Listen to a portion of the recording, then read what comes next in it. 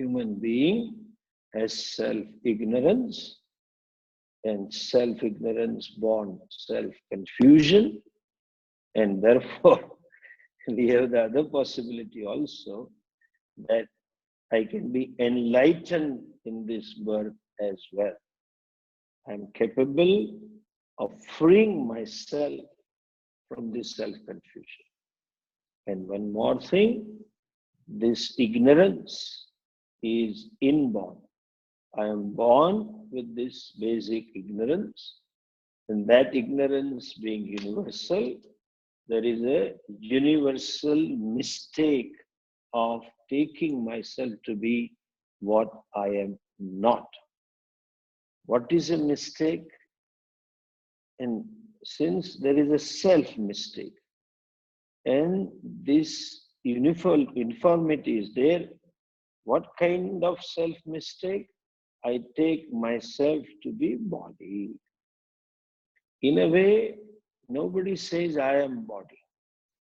But then the body is mortal, and I feel that I am mortal. I am subject to aging, I am subject to illness, I am subject to death. Body is limited in terms of time, in terms of place. Body is at one place only, at a given place where I am. So I feel that I am limited. Body is a human body, so there is a limitations in terms of objectivity. I am only human. And then a child have the dreams. May I swim like a fish? May I fly like the birds, etc. In the Shastra language, what we call it as Desha Kala Vastu Paricheda. I feel myself limited in terms of space, in terms of time, and in terms of objectivity. Now, this confusion is there, and we have to resolve and know I, the Atma, which is Satyam. Now, there are different methods of analysis, methods of giving clarity, methods of removing confusion, methods of making inquiry, methods of understanding truth. All these are called prakriyas. So here, teacher employs these three prakriyas. First, the prakriya is Dehatraya prakriya, Panchakosha prakriya, and third is Avastha Traya prakriya. Okay, that means these prakriyas or these methods are used, I repeat, not to discuss about the prakriya itself. They are inquiry into self. They are meant for our understand. They are there to understand ourselves clearly. They are meant to remove the confusion about oneself. We need not get into the nature of prakriya itself. We need not try to justify or find faults with prakriya itself. The point is not to understand or validate or find faults with prakriya. The point is to find fault or see the error with reference to my self-judgment. The first is Sthula, Sukshma, Karana, Sharirat, Vyatiriktaha. So, there is a confusion with reference to body. As of now, just leave it is what is Sthula Sharira, what is Sukshma Sharira, and what is Karana Sharira. That part will come later. This Sthula Sharira means the gross body which I see. Sukshma Sharira, that which is responsible for all physiological and biological function. And that thing, that is called Sukshma Sharira. And that, because of which I confuse I to be either of the two, that is called Karana. Karana means cause. it is called causal body. Causal in English, and in Sanskrit, Karana Sharira. Then Sukshma Sharira. Sukshma is that which is not perceptible by sense organ.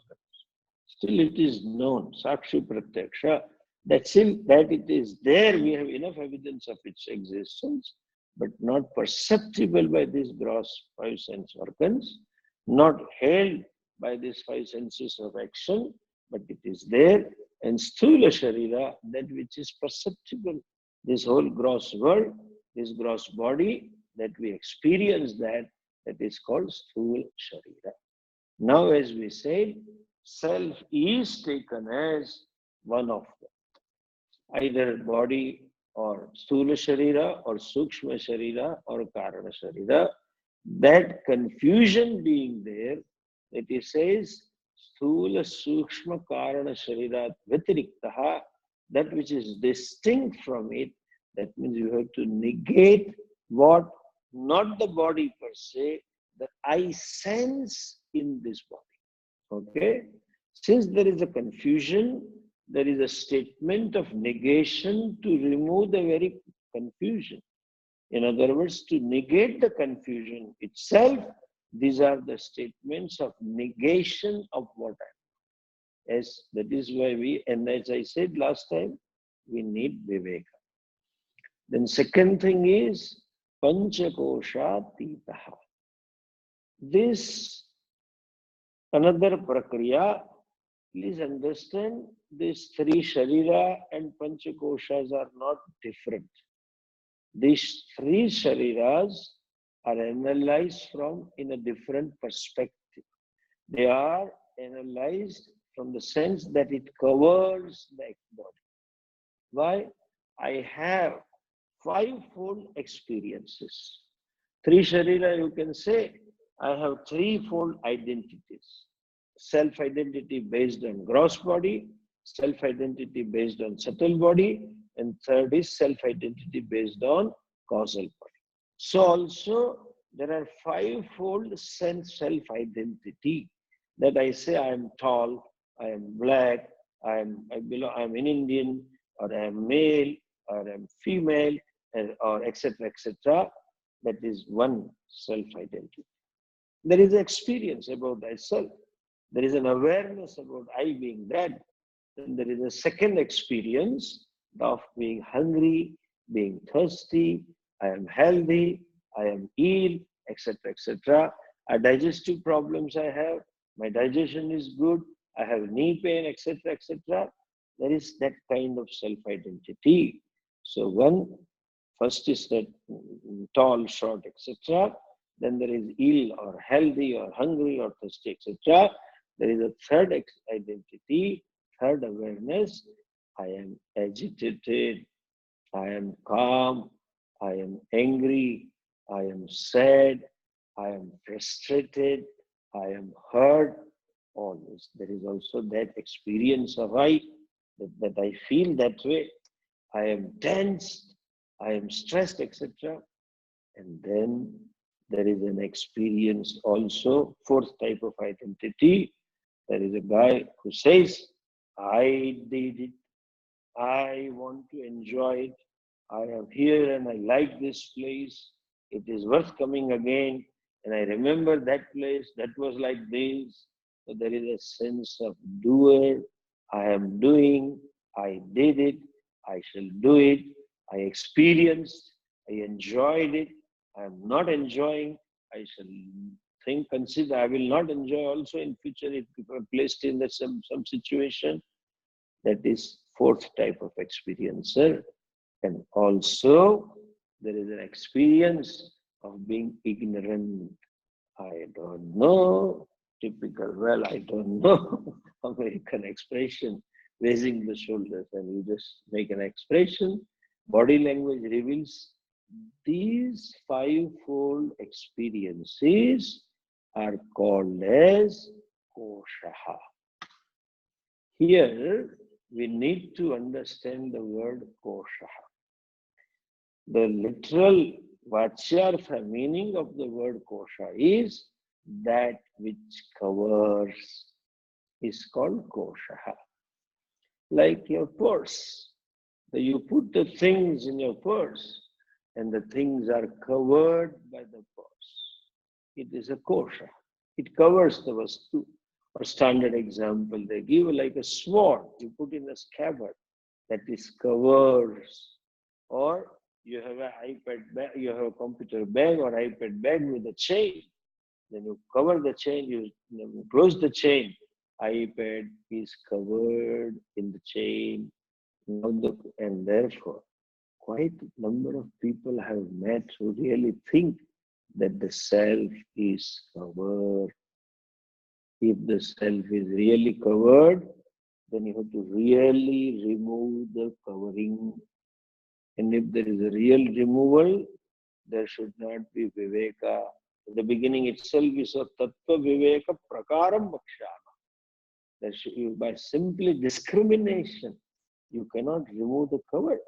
One more thing, if there is a cover, the thing that is covered should be smaller than the thing by which it is covered. Like the computer, your iPad should be smaller in size to be covered by the computer bag. If it is bigger, you cannot cover it out, It cannot cover the thing. So that means that Atma is smaller than Panchakoshas. If it is really covered by those koshas, each kosha can cover the self.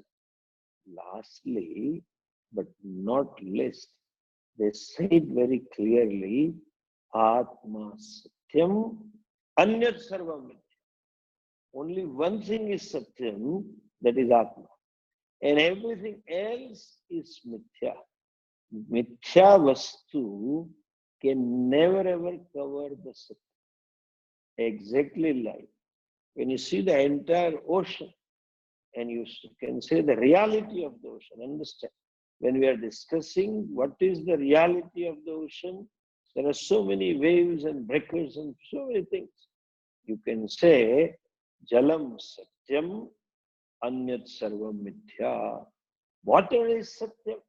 Everything else is Mithya. How can those Mithya waves can ever cover the H2O, the water? It cannot. In fact, when you see the wave, it is only the water that you are seeing. That means water is something with respect to the waves which can never ever be covered. You can never ever hide. Water can never ever hide behind the waves and the breakers or whatever it is. It is always present. It is always vivid. It is always evident. But ignorance can accomplish that. There is no real covering. Ignorance can do variety of the things. So covering is only from the standpoint of ignorance. Not knowing is called cover. And to be more precise, knowing self to be other than what it is, to know the self in this fivefold way, that itself is covering of Atma, covering of the self. By itself, they cannot cover. And that Vastu we saw earlier also, that Satyam, when I mentioned deliberately, Atma, if it had parts, then it cannot be Satyam. Since it is partless, that means it is formless. Since it is formless, a formless Vastu can never be covered by anything. So, Koshaha, you have to say Koshaha eva, as though covered. And as we said, truth of every wave is nothing but water. So also, truth of every kosha is nothing but the self. That means they are not separate from the self. That means this kosha as though covers, and that covering is purely due to ignorance. At every level, I stand as though covered. And they are so small. That's like a wave is so small, it cannot cover this huge mass of water, what we call it ocean. But still, out of ignorance, it can as though cover. And that is when Atma, I is mistaken. When I say tall and short and black and yellow or man and woman, I is taken as mistaken as body. The same I when mistaken as prana, thirsty, hungry, ill, healthy, etc. I is taken as mind, the emotions, sad, frustrated, joyous, happy, etc., etc. Self is taken as intellect, that I know this, I'm an engineer or doctor, or I am not aware, or I do this, etc. I have done this. That is all buddhi, that is gnanamaya kosha, and ignorance itself is kosha, because I think I do not know myself. That self-ignorance itself is kosha. Therefore, it is said pancha kosha. That means we have five-fold identity. You have to add an adjective, notional identity. Since that is a notional identity, that what causes this notional identity is called kosha. Therefore, and that since it is a notional identity, the self is called pancha kosha atitaha. That which is beyond Panchakosha, that which is not Panchakosha, that which is different from Panchakosha. Next. Shruti says, Avastha Traya Sakshi. This is another Pakriya, another methodology, another way of looking at three Shariras, another methodology of looking at Panchakoshas. That means the self or the confusion between the self and non-self is analyzed from the standpoint of view of three states of experience. Every day, a human being seems to grow through these three states of experiences. One is a waking state, another is a dream state, and third one is a sleeping state. Just by the way, to add to your knowledge, most of the religion and most of the philosophy, when they are talking about the truth, when they are talking about the God, when they are talking about the individual, they accept the jiva, individual, whether they say you have to go to heaven or hell or whatever they say, but they accept the individual, and whom we call as jiva. They accept jiva, but they don't take into account these other two states of experiences. The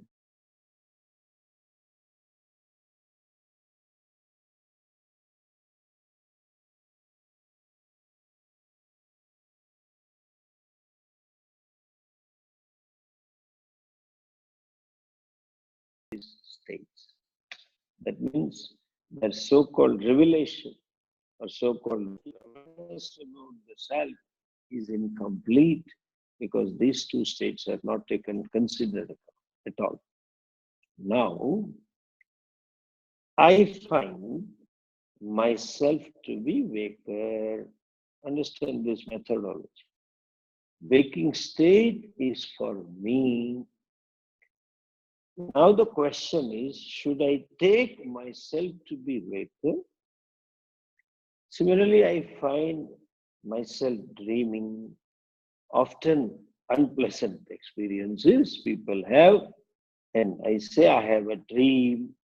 Should I take myself as a dreamer? I find having an experience of sleep, and that experience is always pleasant or welcome, and therefore I take myself to be sleeper. So the question is, am I a sleeper? In other words, am I a waker?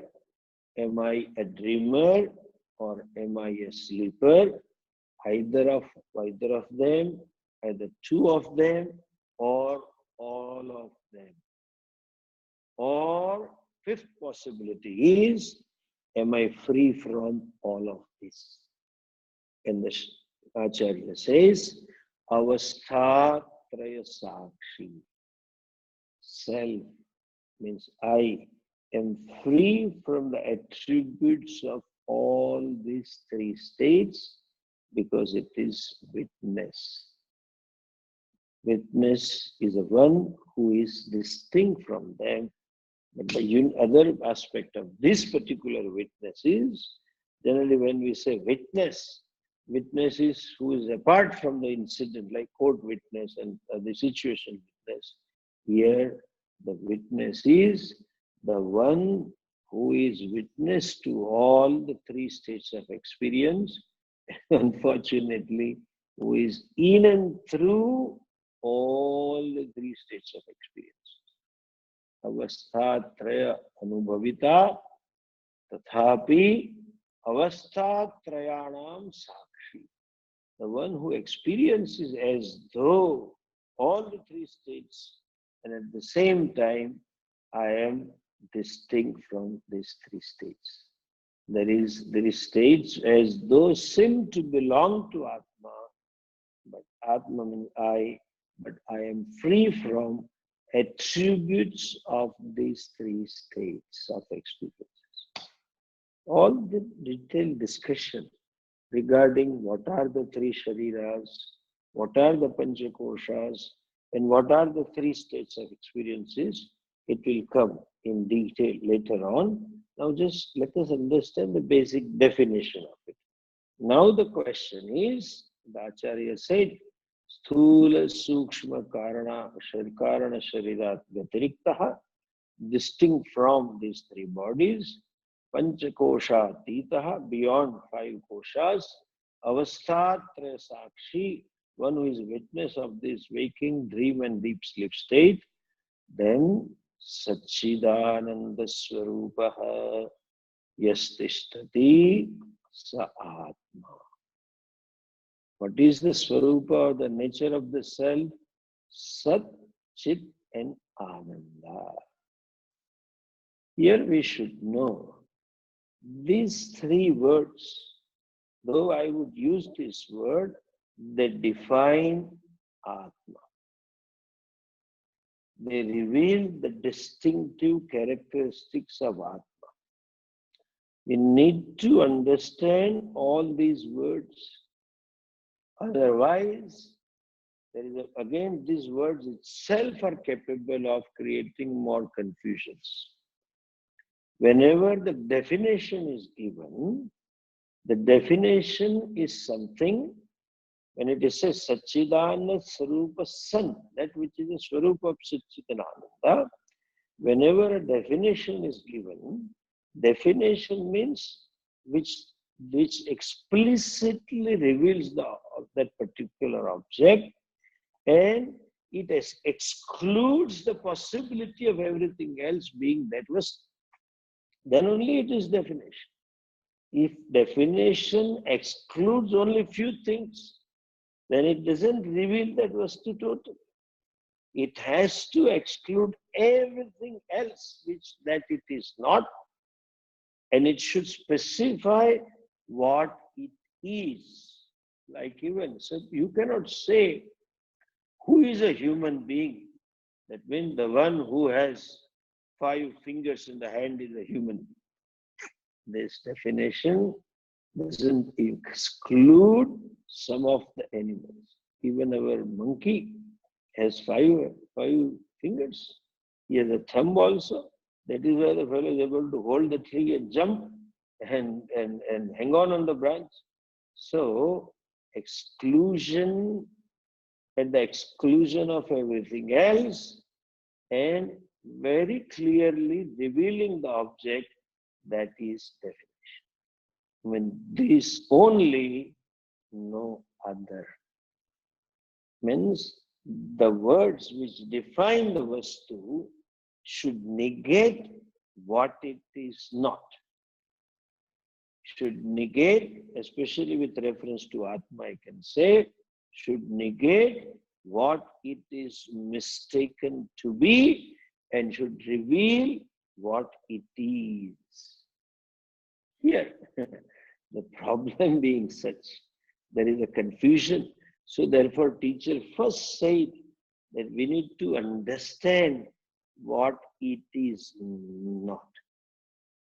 If I understand what I am not, then only these words will make sense.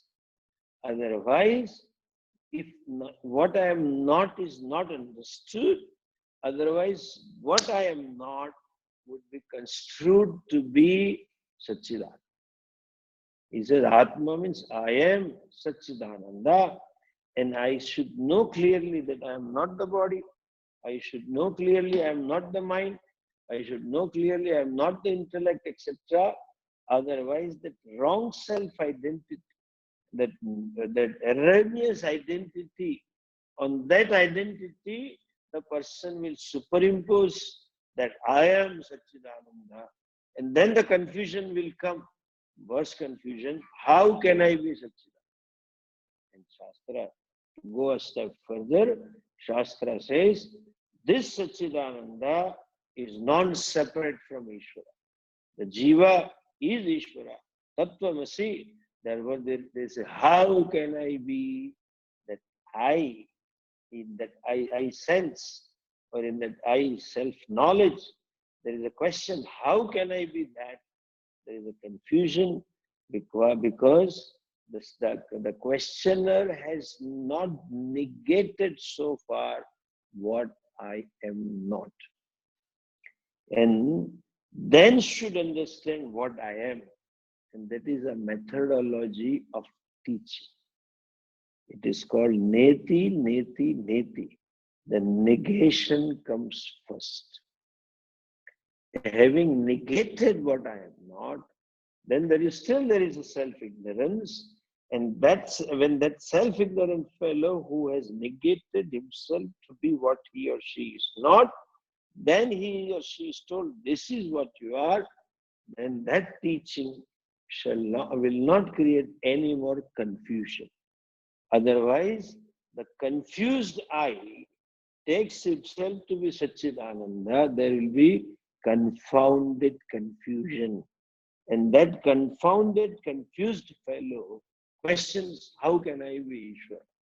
All these Purva Pakshas, all the different schools of thought or different traditions in India, they question Vedanta because they have not questioned themselves. They have not questioned their self-identity. They have not seen the self-confusion which is there inborn. So, the teaching tradition is, first there is a negation of non-I. Okay. How do we go about? Just look at this.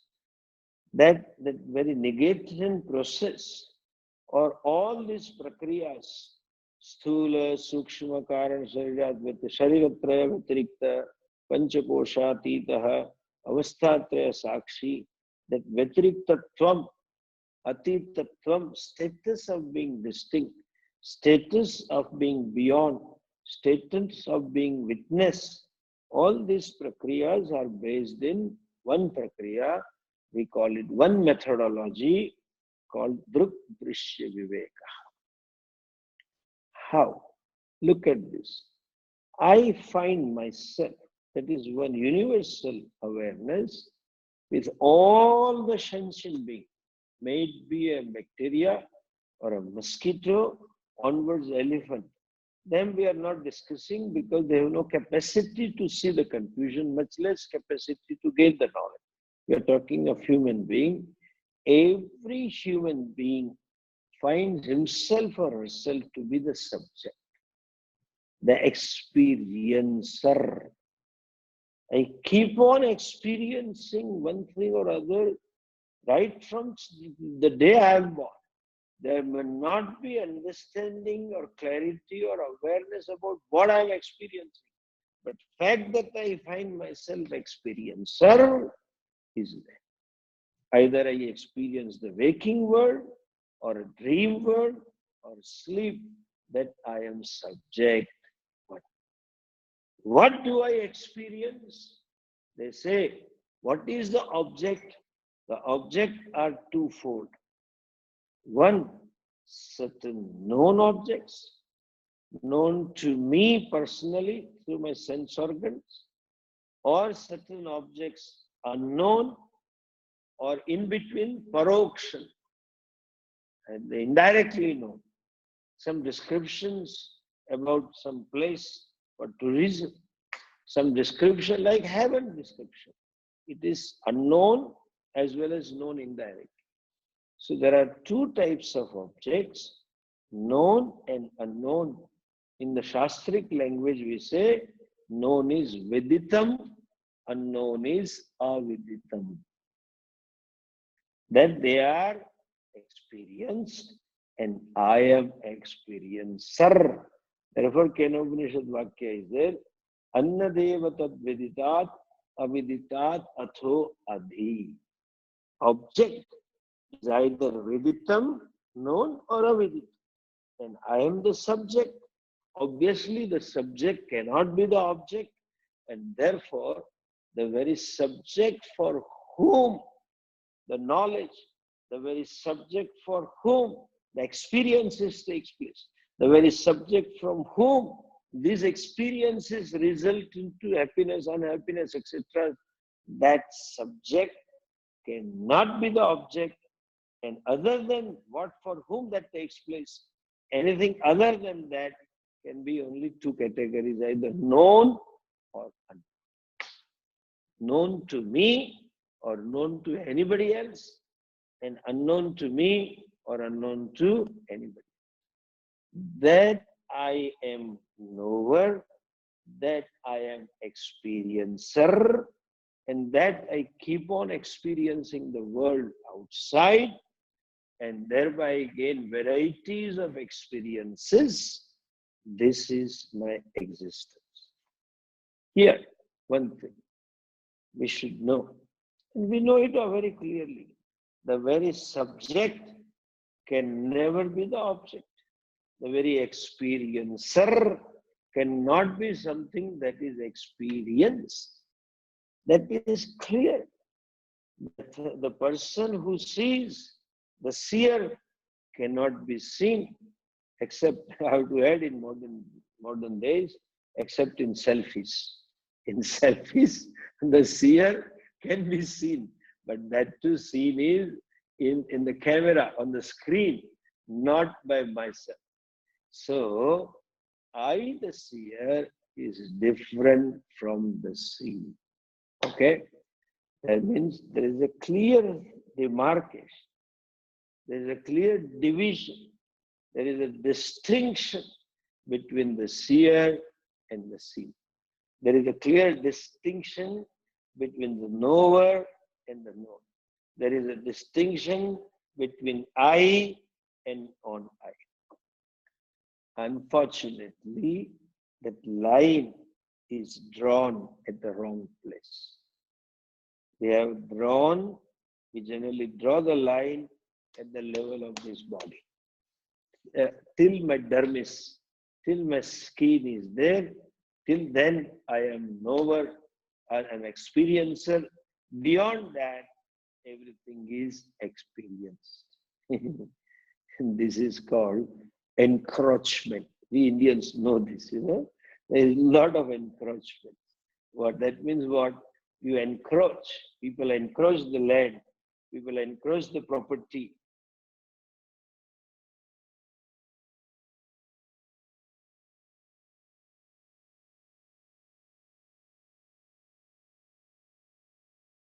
By this word Satchidananda.